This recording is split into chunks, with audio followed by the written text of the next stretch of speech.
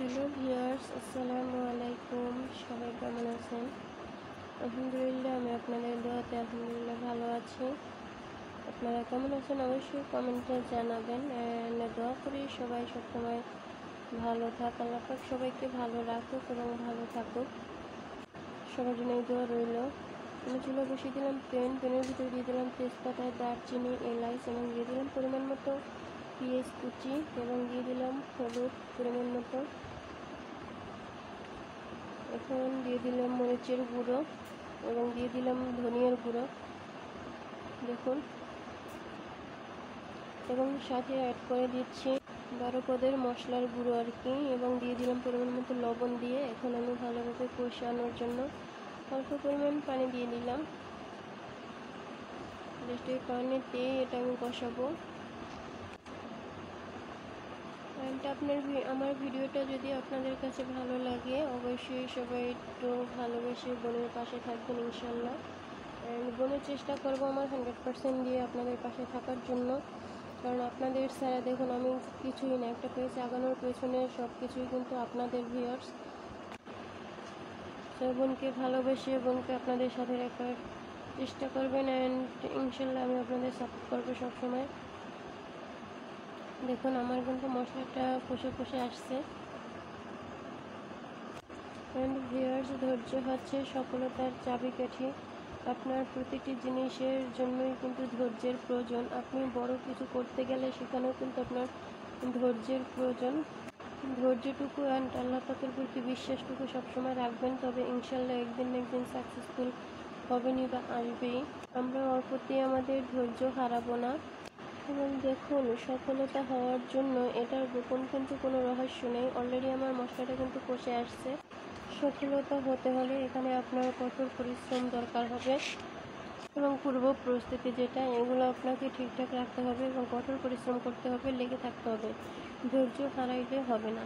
আপনার আশেপাশে যারাই দেখেন বড় পর্যায়ে বড় কিছু হয়েছে, অনেক নামি দামি গুণী ব্যক্তি, তাদের পিছনের স্ট্যাটাসগুলো যদি একবার একটু ঘুরে আসেন তাহলে দেখবেন তাদের পিছনে কিন্তু অনেক বিপদ আপদ, অনেক কিছু ত্যাগ তিতিক্ষা করে তারপরে কিন্তু এই পর্যায়ে আসছে। সো আমার মশলা কষে আসছে, এখন আমি এটার ভিতরে মাংসগুলো অ্যাড করে দিব। মাংস অ্যাড করে দিচ্ছি।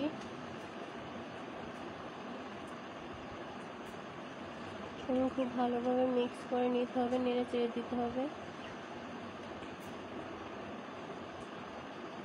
এখন খুব ভালোভাবে নেড়ে চেড়ে দিতে হবে এবং কোনো কিছু নিয়েই আপনাকে হতাশা হতে হবে না বা হতাশা হবেন না। দেখবেন আপনি ভালো একটা কাজ করতে গেলে সেখানে আপনার বিপদ আপদ থাকবেই, তাই বলে আমরা ভেঙে পড়বো না। প্রতিটি বিপদ আপদ থেকে বা খারাপ কোনো কিছু থেকেই কিন্তু ভালো কিছুর শিক্ষা, আপনি অনেক কিছু শিখতে পারেন, দেখতে পারেন, জানতে পারেন। কারণ দ্বিতীয়ত হচ্ছে, সমাজে বসবাস করতে গেলে আমরা অনেক মানুষের সম্মুখীন হই, অনেকের সম্মুখীন হই। খারাপ ভালো মিলিয়েই তো মানুষ, আমরা সবার সম্মুখীন হয়ে থাকি, খারাপ মানুষের সম্মুখীন হয়ে থাকি। সো ভিউয়ার্স, একবার খারাপ মানুষের সম্মুখীন হলে আপনি আবেগ দিয়ে নয় বিবেক দিয়ে ভাববেন যে আমার কী করা উচিত, কী করা উচিত না, এবং খারাপ মানুষের সঙ্গ ত্যাগ করা উচিত। অ্যান্ড দেখুন, আপনাকে সমাজে অনেকে অনেক কথা বলবে, কটু কথা বলবে, অনেকে আপনার বিশেষ করে আপনার বাড়ির আশেপাশের লোকেরা কিন্তু আপনাকে, যারা একটু আমরা হয়তো দরিদ্র বলেন, মধ্যবিত্ত আর কি, তাদের কিন্তু অনেক সমস্যার সম্মুখীন হতে হয়। এখন আমি অ্যাড করে দিচ্ছি আলু। সো দেখুন, আমার বাড়ির আশেপাশে অনেকে আপনাকে অনেক কথা বলবে। সো ভিউয়ার্স, আমরা বিশেষ করে আমরা সাধারণত সে কথায় কান দিব না, কারণ হচ্ছে যে দেখুন, জীবনটা আপনার, আপনি কিভাবে থাকবেন, আপনি কিভাবে চলবেন, আপনি কি পরিধান করবেন, একান্তই সেটা আপনার ব্যাপার, সেটা তাদের না। আপনারে হয়তো হাসি মুখে দুদিন খাওয়াবে, কিন্তু পরদিন কিন্তু খোঁটাটা ঠিকই দিয়ে দিবে। সুতরাং জীবনটা যেহেতু আমার বা আপনার, আমাদের মতোই পরিচালনা করি না, তাহলে জীবন সুন্দর হবে। আমরা মানুষের কথায় কান দিব না, অ্যান্ড প্রতিটি কথাই, মানুষের প্রতিটি কথাই কিন্তু এগুলো আমাদের জীবনের জন্য নতুন একটি শিক্ষা।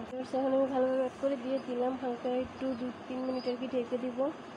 ঢাকনা তুলে আবার আমি নেড়ে চেড়ে দিচ্ছি খুব ভালোভাবে, দেখুন।